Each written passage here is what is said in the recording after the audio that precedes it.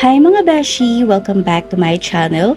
So, for today's vlog is a little different. Raw and real talk muna tayo. So, I just want to be honest with you all because being a Christian doesn't mean na perfect na ako.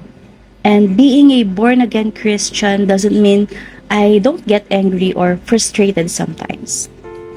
Merong mga moments na especially when life gets busy and sabay-sabay lahat, diba? Nakakalimutan mo lahat. Parang sabay-sabay yung stress, yung deadline, yung pressure, and yes, nagagalit ako. And bigla ka na lang mapapareact, diba? Minsan, hindi mo talaga siya mapigilan.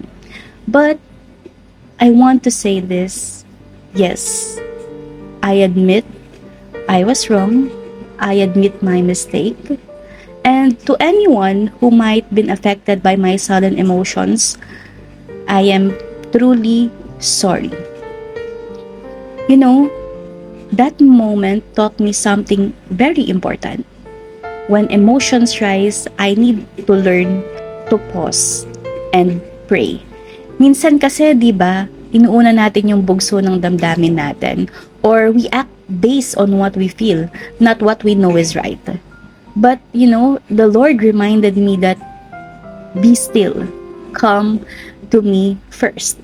And, I'm thankful because I'm not be perfect, but I am loved. I make mistakes, but I live under God's grace. So, Beshi, if you ever find yourself in the same situation, when you feel overwhelmed, when you fall short, remember that God's not done with you and His grace is bigger than your mistake. So mga beshies, let's keep growing together with honesty, humility, and faith. This is your Beshi Honey, learning, failing, rising, and walking with God. See you on the next vlog. Stay real, stay faithful. God bless everyone.